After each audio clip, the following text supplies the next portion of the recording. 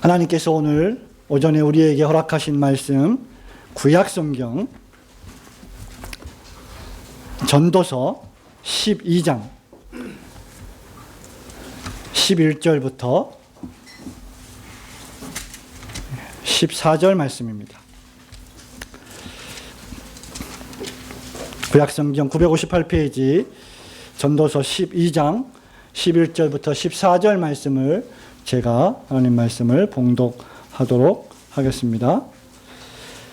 지혜자의 말씀은 찌르는 채찍 같고 회중의 스승의 말씀은 잘 박힌 목 같으니 다 한 목자의 주신 바니라. 내 아들아, 또 경계를 받으라. 여러 책을 짓는 것은 끝이 없고 많이 공부하는 것은 몸을 피곤케 하느니라. 일의 결국을 다 들었으니 하나님을 경외하고 그 명령을 지킬지어다. 이것이 사람의 본분이니라. 하나님은 모든 행위와 모든 은밀한 일을 선악간에 심판하시리라. 아멘. 이 전도자의 이 말씀을 통하여서 우리에게 크신 깨닫는 은혜가 있기를 주님의 이름으로 축원합니다. 오늘 저는 이 추석 연휴를 끝나고 10월 첫 주 주일 오전을 맞이해서 여러분에게 좀 진지한 질문을 던짐으로 하나님의 말씀을 설교하기를 원합니다. 여러분은 도대체 왜 인생을 살아가십니까? 여러분은 도대체 왜 하루하루 다람쥐 쳇바퀴 돌듯 반복되는 일상을 살아가고 있는 것입니까? 사람들에게 왜 삽니까? 당신은 왜 삽니까? 물으면 어느 유명한 시의 식구처럼 그냥 웃지요 라고 대답하는 사람도 있을 것입니다. 여러분, 왜 사냐고 묻거든 그냥 웃지요 라고 하는 이 말은 누가 만들어낸 말, 누가 그냥 우연히 지은 말이 아니라 청파 김상용 시인이 쓴 나무로 창을 내겠소 라고 하는 시의 일부분입니다. 이 시를 제가 잠시 읽어드리겠습니다. 나무로 창을 내겠소. 밭이 한참가리 괭이로 파고 호미론 풀을 매지요. 구름이 꼬인다 갈리 있어. 새 노래는 공으로 들으랴오. 강냉이가 이걸랑 함께와 자셔도 좋소. 왜 사냐건 웃지요. 여러분, 이 시가 뭘 의미하는지 아시겠습니까? 자신의 삶의 깊은 성찰에서 우러나오는 삶의 달관한 시인의 모습입니다. 삶의 달관과 초월의 경지를 함축적으로 보여주는 식구이죠.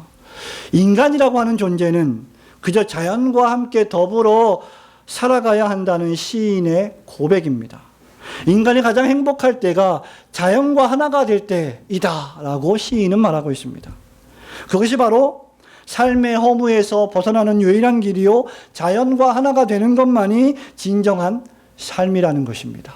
그래서 왜 사냐고 묻거든 그냥 허허 웃으며 달관하고 초월해서 자연에 파묻혀 초야해서 산다는 것입니다. 여러분은 왜 사십니까? 김상용 시인처럼 그렇게 자연과 하나가 되기 위하여 사십니까? 그래서 그냥 허허 웃지요 하고 초월하며 달관하며 사십니까? 어떤 사람에게 당신은 왜 삽니까? 물으면 그저 죽지 못해 살지요 라고 말하는 사람도 있습니다. 삶이 얼마나 고달프고 힘들면 죽지 못해 산다고 하겠습니까? 여러분, 오늘 우리가 읽은 이 본문의 말씀이 전도자의 유명한 말씀은 그 인생의 본질적인 의미를 찾는 질문에 대한 해답입니다. 13절 말씀을 저와 여러분이 함께 읽어보도록 하겠습니다. 시작. 일의 결국을 다 들었으니 하나님을 경외하고 그 명령을 지킬지어다. 이것이 사람의 본분이니라. 이것이 전도서 1장부터 12장의 결론이고 전도자의 교훈의 결론입니다. 이 말씀은 마치 저는 이 말씀을 읽을 때마다 무하마드 알리가 생각납니다. 목사님, 도대체 이 전도자의 말씀과 무하마드 알리가 무슨 상관이 있다는 말입니까? 마치 나비처럼 날아서 벌처럼 쏘는 전설적 복서 무하마드 알리의 마지막 KO 펀치와도 같습니다. 전도자가 지금 1장부터 12장까지 무수한 잽을 날리면서 인생의 본질적인 의미에 대해서 설명해 왔고, 그리고 이제 12장 13절에서 마지막 펀치를 죄인들에게 날리고 있는 모습이 바로 이 말씀입니다. 알리는 빠른 발과 잽으로 유명하죠. 상대 선수가 쓰러지는 것도 역시 오랫동안 누적된 왼손 잽의 공격 때문에 상대 선수는 쓰러지게 되어 있습니다. 오늘 우리가 읽을 본문 말씀은 마치 나비처럼 날아서 벌처럼 쏘는 알리의 마지막 KO 펀치와도 같습니다. 전도서라고 하는 것은 지성과 경험을 겸비한 상당한 인생의 노련한 경험자, 인생을 달관하고 초월했던 김상용 시인보다 더 인생을 초월하고 달관했던 인생의 모든 것들을 경험했던 미리 선험했던 자가 썼던 권위 있는 말씀입니다. 그래서 11절에 보면 이 전도서의 말을 지혜자의 말이다 라고 부르는 것입니다. 그리고 그 지혜자의 말은 인간들에게 선포하는 그 지혜자의 말씀은 찌르는 채찍과 같고 스승이 하시는 잘 박힌 목과 같은 말씀이라고 하고 있는 것입니다. 여기 전도자, 이 전도서를 쓴 전도자의 이 원문 ecclesiastis라고 하는 말은 public teacher, 공적인 권위를 가지고 공적으로 가르치는 선생님의 의미를 가지고 있습니다. 그렇다고 하면 이 전도서의 말씀이야말로 해 아래 인생을 살아가는 모든 인간들에게 공적인 권위를 가지고 반드시 들어야만 할 말을 선포하는 귀한 교훈의 말씀입니다. 오늘날 인생의 의미를 찾고자 노력하는 사람이 과연 얼마나 있습니까? 사실 오늘날 우리 젊은이들의 모습을 보면 나름대로 생각이 있겠지만 도대체 무슨 생각으로 살아가는지 의아할 때가 너무나 많습니다. 우리가 10대, 20대 때에는 그래도 우리가 왜 사는가? 내가 왜 사는가? 내가 어디서부터 왔고 내가 어디로 가고 있고 내가 지금 무엇을 하고 있는가라고 하는 철학적인 생각들을 하며 지냈던 것으로 생각이 듭니다. 첨단 과학 문명이 발달하고 문화가 발전하고 TV, 인터넷, 스마트폰 시대에 살고 있는 우리 젊은 친구들은 이런 철학적이고 인생의 본질적인 의미를 찾는 질문들을 도무지 하지 않는 것 같습니다. 그저 먹고 마시고 놀고 재미있는 것들을 보고 추구하는 일에 몰두되어 있는 것 같습니다. 그렇기 때문에 어떤 의미에서 인생의 의미의 본질을 찾자라고 하는 이 말은 그들에게 하등의 의미가 없는 말처럼 들릴 수도 있을 것입니다. 성도 여러분, 전도자는 무엇을 하는 사람입니까? 바로 저와 여러분에게 인생의 본질과 의미를 선포하고 가르쳐주는 사람입니다. 설교자가 무슨 말을 하는 사람인지 아십니까? 그 인생의 본질과 의미를 선포하고 있는 하나님의 말씀을 여러분들에게 풀어 설명하고 해설하는 자가 바로 목사요 설교자입니다. 워스트민스터 신학대학원을 다닐 때 저의 은사이셨던 싱클레어 퍼거슨 교수님은 이 전도서를 강의하면서 이 전도자가 지금 1장부터 12장에서 말하고 있는 인생의 본질적인 의미를 찾고자 하는 인간들의 노력 4가지를 정의하고 있습니다. 그 첫 번째가 교육이요, 두 번째가 일이요, 세 번째가 쾌락이요, 그리고 네 번째 마지막이 인간의 인생의 성공이라고 주석합니다. 그리고 전도자의 말씀을 통해서 하나님을 떠나서는 이 4가지 노력 역시 그 유명한 말씀, 헛되고 헛되며 헛되고 헛되도다라고 결론 내리고 있습니다.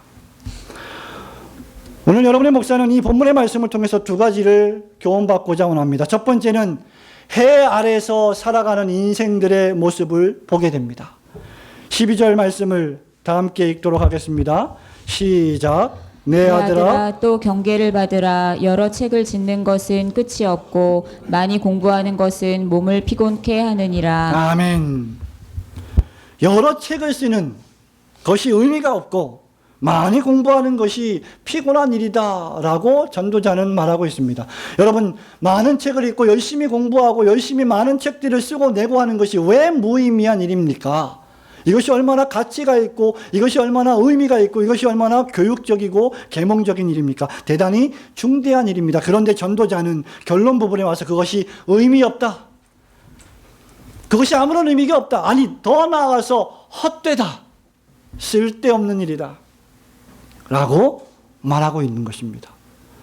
사랑하는 고3 수험생 여러분, 저를 보십시오. 여러분은 왜 공부합니까? 왜 대학을 가려고 하고 있습니까? 그 모든 것들이 이 전도자의 결론대로 말하자면 의미 없다, 헛되다. 에? 요즘 유행하는 개그 콘서트의 말대로 하면 에이휴, 의미 없다. 의미 없는 겁니다. 왜 그렇습니까? 해 아래서 살아가기 때문입니다. 무슨 말입니까? 하나님이 없는 무신론적 세계관을 가지고 살아가는 인생들에게는 일이나 교육이나 쾌락이나 성공이 헛되고 무의미한 것이라는 사실입니다. 이것은 하나님이 없다라고 생각하는 사람들의 세계관이죠. 전도서에서 보면 해 아래서의 이 단어가 무려 30번 이상 나오고 헛되도다라고 하는 단어가 무려 35번 이상이나 나옵니다. 그렇다고 하면 해 아래만 보고 살아가는 사람들은 헛되다는 것이 전도서의 결론입니다. 하나님이 없습니다. 하나님은 존재하지 않습니다. 라고 생각하며 살아가는 인생들이 얼마나 이 지구상에, 이 서울 도심에, 이 경기도 고향에 많이 있습니까? 이런 사람들에게 예수 믿으세요, 교회 나오세요, 하나님 믿으세요, 하나님 계십니다, 신앙생활 하세요, 하나님을 경외하는 것이야말로 인간의 본분입니다, 인간의 호듀리, 전적인 의무입니다 라고 말하는 것은 거북스럽고 짜증나는 말일 것입니다. 그렇지 않습니까? 무신론자에게, 하나님이 없다고 생각하는 사람들에게 하나님 믿으세요라고 말하면 그들은 화를 냅니다. 소금을 뿌립니다. 그들은 저주합니다. 욕합니다. 에휴, 예수쟁이들. 너무 광적이야. 한 번은 제가 아주 젊을 때, 신학생 때 화신백화점, 그 당시 명동에 있는 화신백화점 전철역에서 전도하고 있는데 열심히 전도를 하니까 지나가던 어떤 젊은 아가씨들이 너무 광적이야 이러고 지나가더라고요. 그분들의 눈에는 우리가 광적으로 보일 것입니다. 그리고 그런 공격적인 전도가 사실은 항상 바람직한 것만은 아닙니다. 그럼에도 불구하고 하나님이 없다고 생각하는 사람들은 위대한 자연을 보고 감탄합니다. 그랜드 캐년을 갈 때, 레오데자네이루를 갈 때, 아마존의 밀림의 숲을 볼 때, 북극을 볼 때, 남극을 볼 때, 야, 정말 대단하구나, 야, 정말 멋있구나 라고 경외감을 느낍니다. 참 신기하지 않습니까? 또한 반대로 힘들고 어려운 상황이 오면 짜증을 부리고 불평합니다. 이 세상이 죄와 악으로 관영한 모습을 보면 한탄합니다. 오늘 우리가 읽은 이 시편의 말씀처럼 악인이 잘 먹고 잘 살고 악을 행하는 자들이 더 풍요로워지고 그 눈이 솟아나올 정도로 배가 부를 정도로 잘 되는 모습을 보면 어떻게 이럴 수가 있지? 이거는 불공평한 일이야. 있을 수 없는 일이야 라고 누군가를 향해서 불평을 합니다. 여러분, 이 모든 것들이 무엇을 증명합니까? 하나님이 없다고 하면서 그들은 이 모든 상황들은 누군가가 존재하지 않으면 이렇게 될 수가 없다라고 생각하고 있는 것이 아닙니까? 인간은 본능적으로 하나님을 의식하며 살아가는 존재임에도 불구하고 그들은 하나님이 없다고 하니 얼마나 모순된 일입니까? 하나님이 없다라고 하는 세계관으로는 우주를, 역사를, 인간의 존재를 해석할 수 없습니다. 성도 여러분, 믿으십시오. 세상은 하나님 없이 설명이 불가능합니다. 인간이라고 하는 존재는, 저와 여러분이라고 하는 존재는 하나님의 창조가 없이는 설명할 수 없는 참으로 신기하고 불가사의한 존재가 아닙니까? 여러분, 그럼에도 불구하고 왜 이 사람들은 해 아래서만 살고 있습니까? 하나님 없는 해 아래서의 세계관을 가지고 살고 있습니까? 그 이유는 하나님 없이 인간이 왕노릇하며 살고 싶기 때문입니다. 그 이유는 인간이 자기 마음대로 하고 싶은 대로 살며 자기 육체가 원하는 대로 살고 싶어 하기 때문입니다. 자기를 간섭하는 존재는 다 제거하고 싶은 인간의 탐욕 때문입니다. 그것이 창세기 3장의 아담과 하와가 지은 범죄의 핵심이 아닙니까? 하나님과 같이 높아지고자 했던 그들의 죄, 그것을 가리켜서 성경은 교만이라고 쓰고 죄라고 읽는 것입니다. 즉 교만은 죄인 것입니다. 하나님께서 가장 미워하시는 것 가운데 하나가 교만이요, 교만은 필연적으로 사람을 쾌락적으로 살게 만듭니다. 인간의 쾌락은 거기에 미치면 마치 마약과도 같습니다. 여러분, 인간은 맛난 걸 보면, 맛있는 걸 보면 자기 위에, 자기 장에 문제가 생길 때까지 먹는 존재입니다. 자극적인 쾌락을 느끼면 그보다 더 낮은 강도의 자극을 원하지 않습니다. 어떤 쾌락의 강도를 느끼기 시작하면 그것보다 더 크고 더 세고 더 강한 쾌락을 느끼기를 원하는 것이 인간의 존재입니다. 그래서 전도자는 자신의 경험으로 볼 때 이것도 헛된 것이다 라고 말하고 있습니다. 인간은 자기 자신을 더 나은 상태, 더 나은 인간, 더 나은 세상으로 만들기 위해서 책을 쓰고 책을 읽고 공부하고 교육하고 교육 철학을 주창하지만 보십시오. 오늘날 교육받은 인간들이 더 많은 죄를 짓습니까? 교육받지 못한 인간들이 더 많은 죄를 짓고 있습니까? 교육이 인간의 죄를 경감시켰습니까? 증대시켰습니까? 인간은 더 나은 삶을 살기 위해 돈을 벌지만 돈만 버는 인간은 더 강도 높은 인간적이며 육체적인 쾌락을 위해 죄를 짓습니다. 과연 쾌락이 저와 여러분을 의미 있게 만들어 주고 있습니까? 우리 그리스도인들도 즐거움을 느껴야 하고 쾌락을 느껴야 하지만 우리 그리스도인들은 즐거움과 쾌락을 목적하며 사는 존재는 아닙니다. 여러분이 웃고 싶다고, 즐거워하고 싶다고, 여러분의 인생을 행복하게 만들고 싶다고, 여러분이 즐겨보는 코미디 프로그램을 매주 본다고 여러분은 과연 즐거워집니까? 여러분, 그러한 웃음들이 여러분을 즐겁게 만들 수 없습니다. 여러분을 행복하게 만들어주고 싶어서 여러분은 술을 마시는데 그 술이 과연 여러분을 영원토록 본질적으로 행복하게 만들어주냐는 것입니다. 결코 그렇지 않습니다. 이 모든 것들에 중독될 때 바로 사람은 멸망에 빠지게 되는 것입니다. 전도자는 이 모든 일에 대해서 선험자로서 미리 이 모든 저와 여러분이 겪을 만한 모든 종류의 경험들을 다 겪은 권위 있는 경험자로서 이렇게 단호하게 우리에게 말하는 것입니다. 헛되고 헛되며 헛되고 헛되도다. 전도서 2장 24절 25절은 이렇게 말합니다. 사람이 먹고 마시며 수고하는 것보다 그의 마음을 더 기쁘게 하는 것은 없나니 내가 이것도 본즉 하나님의 손에서 나오는 것이로다. 아, 먹고 즐기는 일을 누가 나보다 더해 보았으랴. 여러분, 전도자야말로 먹고 즐기는 일의 대가입니다. 정통가입니다. 쾌락, 교육, 성공, 과업, 사명, 일, 이 모든 저와 여러분이 추구하고 있는 모든 종류의 일들의 정통한 자가 바로 전도자입니다. 그런데 이분의 결론이 무엇입니까? 헛되고 헛되며 헛되고 헛되도다. 무려 35번씩이나 이 12장에서 전도자는 헛되다고 말합니다. 여러분, 무엇이 헛된 것입니까? 헛되고 헛되다는 말은 무엇을 의미합니까? 하나님을 제외한, 아니 하나님을 제거시킨 인간의 삶이 처음부터 끝까지 무의미한 것이다. 믿으시기를 축원합니다. 전도서 1장 2절에 보면 전도자 기자가 전도서를 시작할 때 이렇게 말하지요. 전도자가 이르되 헛되고 헛되며 헛되고 헛되니, 사중으로 반복하면서 완전하게 헛되다라는 것을 강조하는 것이죠. 12장 8절 우리가 읽은 본문의 말씀 바로 석절 위에 보면 결론에서 전도자가 뭐라고 말합니까? 전도자가 가로되 헛되고 헛되도다, 모든 것이 헛되도다.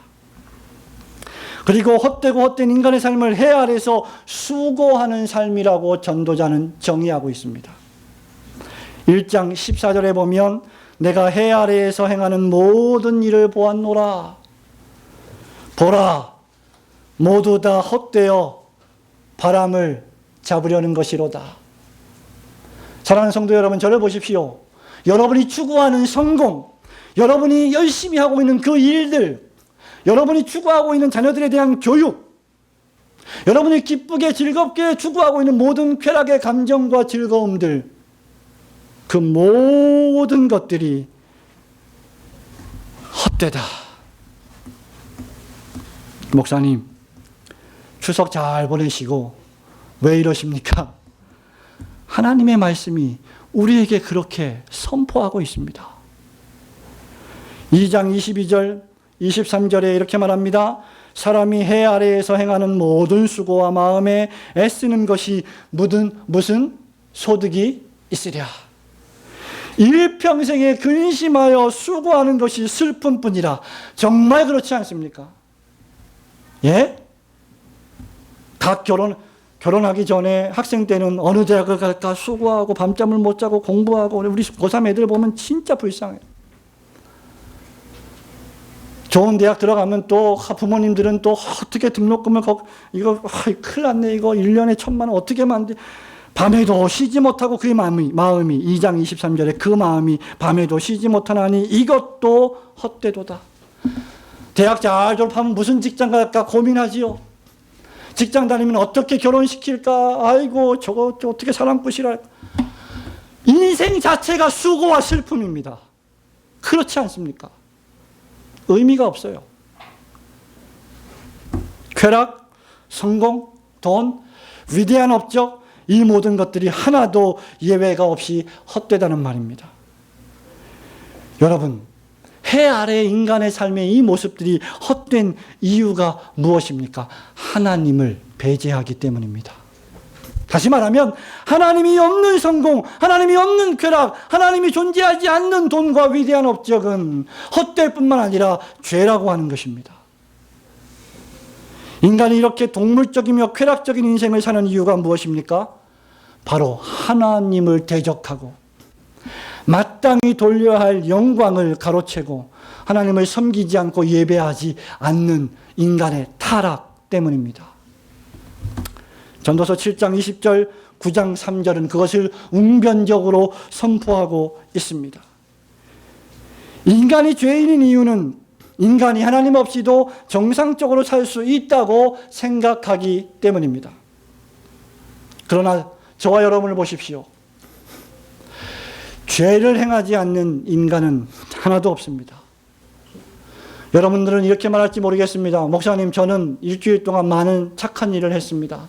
많은 선한 일을 했습니다. 추석을 맞이해서 조카들에게 용돈도 주고 선물도 주고 많은 사람들에게 자선을 베풀었습니다. 예.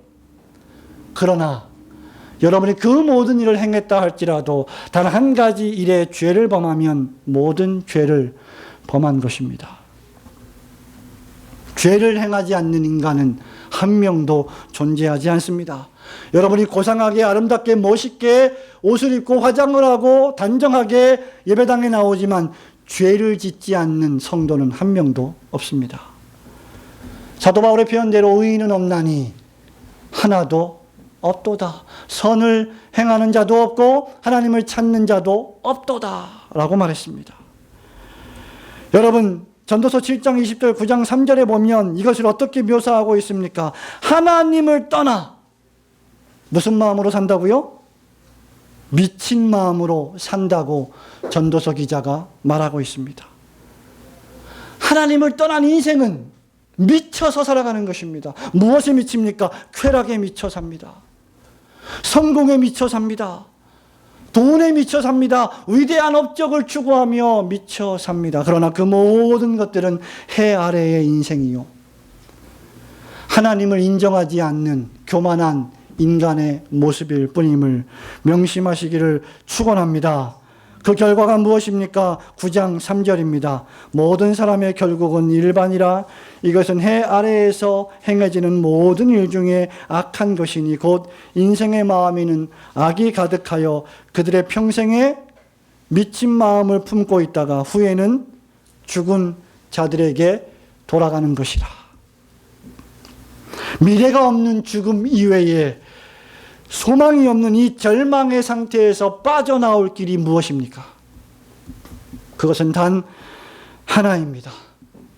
저와 여러분은 성도로서, 신자로서, 그리스도인으로서 똑같이 이 해 아래에서 무신론적 세계관을 갖고 사는 사람들과 똑같이 땅 위에서 발을 밟고 살고 있지만, 해 아래에서 살고 있지만 우리는 해 너머를 바라보는 사람들인 줄 믿으시기를 축원합니다. 하나님이 없는 인생, 즉 하나님을 믿지 않고 인정하지 않는 인생이야말로 가장 비참한 인생일 뿐임을 믿으시고 온전히 하나님만 섬기는 성도들이 되시기를 주님의 이름으로 축원합니다.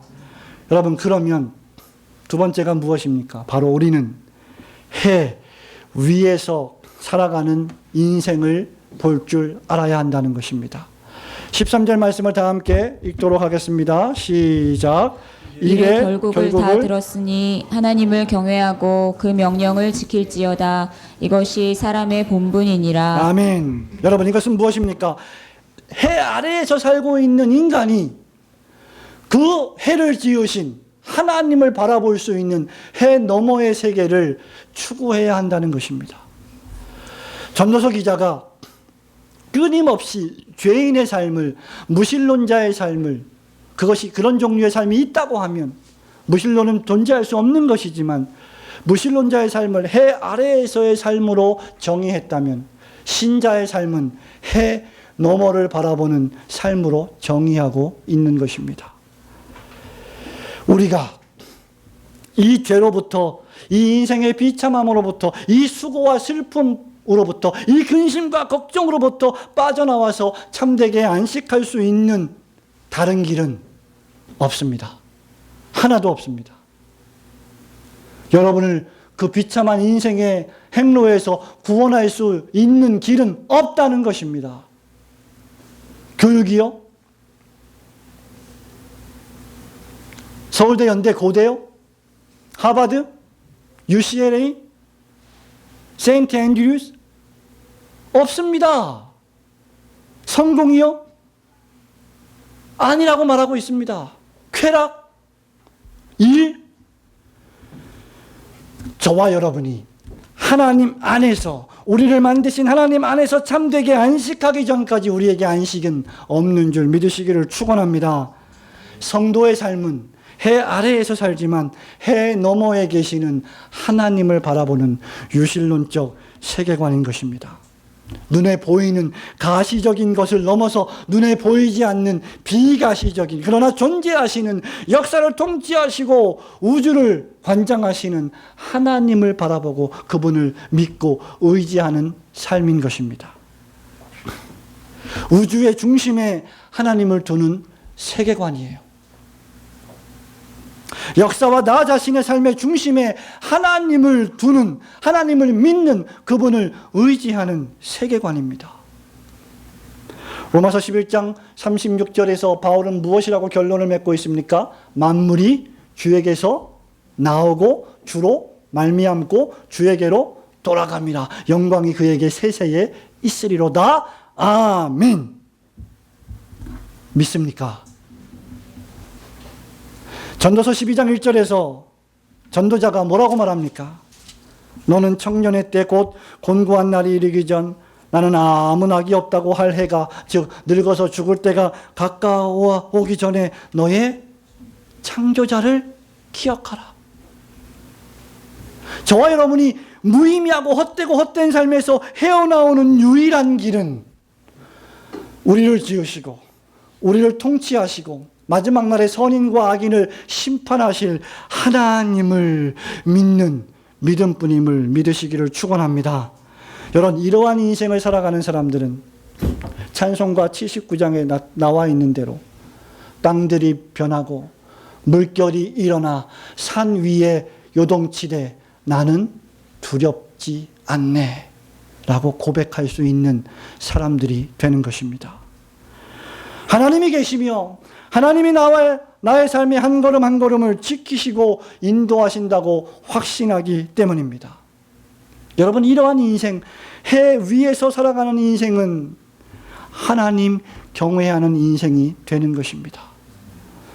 해 아래서 살아가는 인생이 하나님을 경외하지 않고 성공을 쫓고 쾌락을 쫓고 교육을 쫓고 일을 쫓지만 하나님을 경외하는 인생은 그 모든 것들을 수단으로 하나님께 영광을 돌리는 인생의 참된 목적을 깨닫는 사람입니다.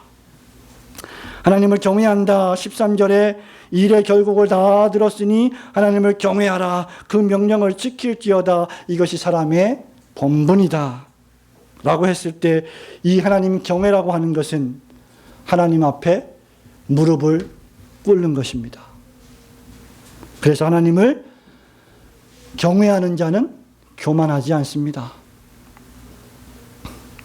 하나님 경외란 내가 하나님을 알기 때문에 나의 영혼과 나의 육체를 지으신 분이 하나님이심을 알기 때문에 그분이 하나님, 그분이 거룩하신 분, 그분이 사랑스러우신 분, 그분이 공의로우신 분, 그분이 창조주, 심판주, 통치주이심을 믿기 때문에 두려워하는 것입니다. 그리고 그 앞에 무릎을 꿇고 복종하는 것이죠. 여러분, 이것은 공포가 아닙니다. 이것은 사랑의 두려움, 자녀된 두려움입니다. 하나님을 아바 아버지라고 부르는 자는 마땅히 하나님을 경외합니다. 하나님을 믿고 체험하는 자는 하나님을 두려워하여 마땅히 하나님께 돌릴 영광을 돌립니다. 힘들고 어렵고 고통스럽고 여러 가지 복잡한 상황들이 있어도 하나님을 예배하는 일을 결코 중단하지 않는 이유가 여기에 있는 것입니다. 하나님을 믿기 때문이죠.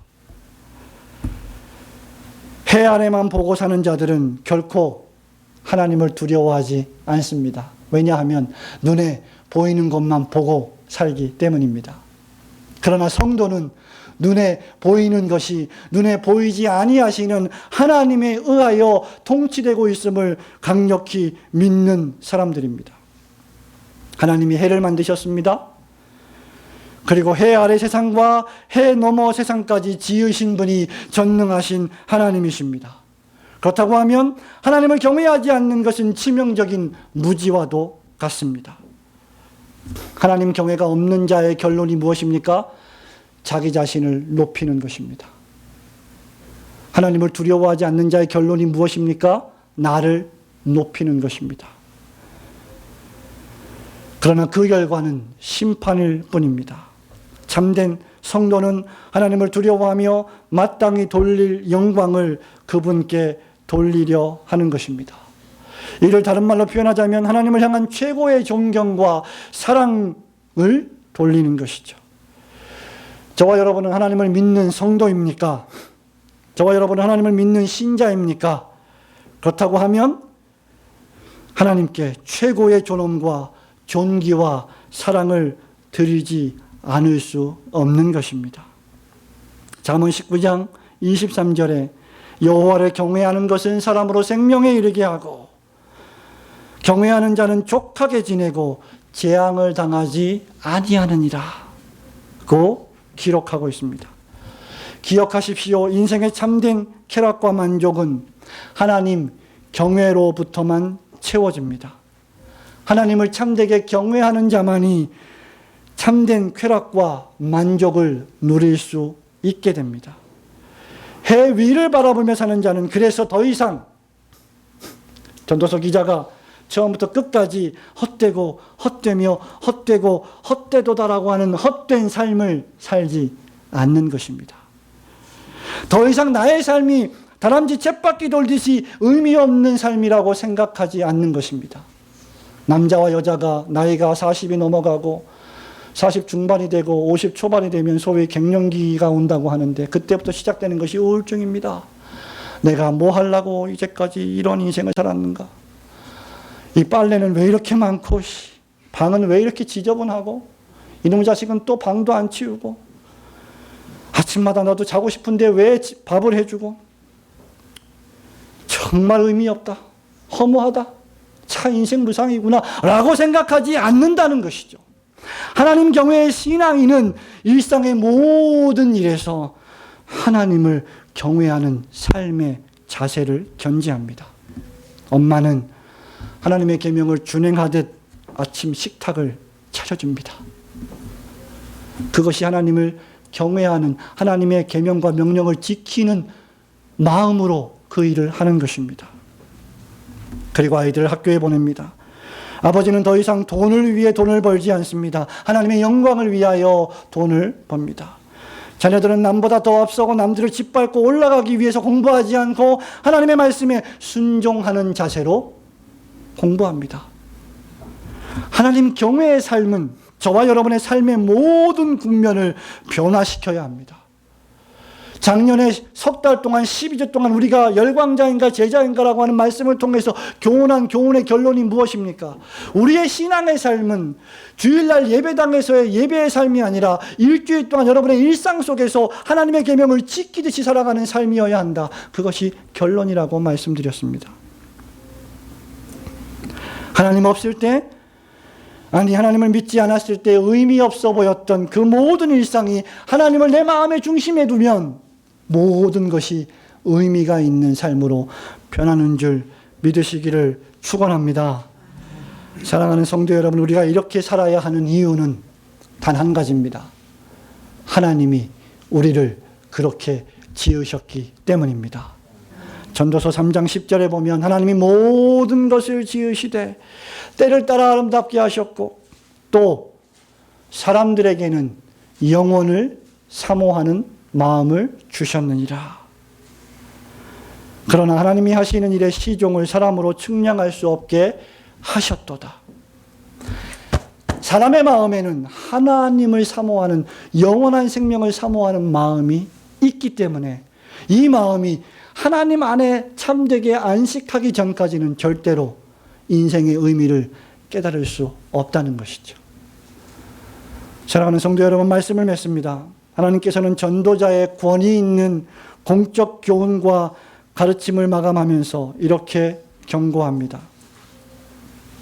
14절 말씀을 다 함께 읽습니다. 시작. 하나님은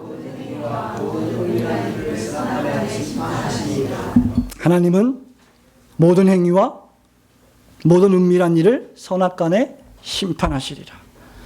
하나님의 심판이 있습니다. 목사의 말을 믿으십시오.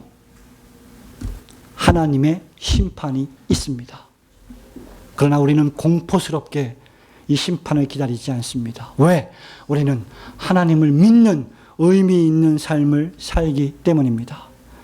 하나님의 심판은 해 아래만 보고 사는 자들에게 집중될 것입니다. 그리고 그 결과는 참혹할 것입니다. 왜냐하면 하나님이 사람을 해 아래만 보고 살도록 지었지 않으셨기 때문입니다. 하나님은 선인과 악인을 모두 심판하는 분이십니다. 마지막 날에 악인은 영벌에 의인은 영생이라고 하는 심판에 처하게 될 것입니다. 그리고 그것을 결정하는 수단이 바로 지상에서의 우리의 믿음이요 우리의 삶이 될 것입니다.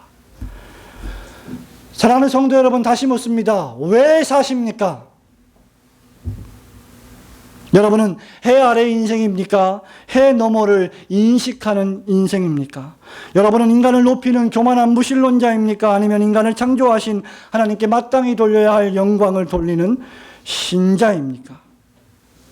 우리가 해 위에 계신 하나님을 인식하는 존재가 되려면 믿음으로 거듭나야 합니다. 아직도 해 너머에 존재하시는 하나님을 믿지 못하는 분이 계시다면 이 시간 회개하고 하나님을 인정하며 믿으시기를 축원합니다.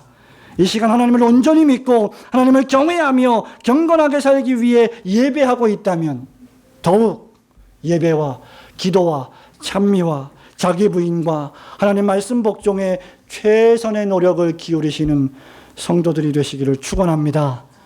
하나님께서 해 아래서 수고하며 하나님을 경외하는 삶을 사는 우리의 인생을 불쌍히 여기사 매사에 은혜를 베풀어 주시는 축복이 여러분의 심령에 함께 예배하는 모든 성도님들께 넘치시기를 주님의 이름으로 축원합니다.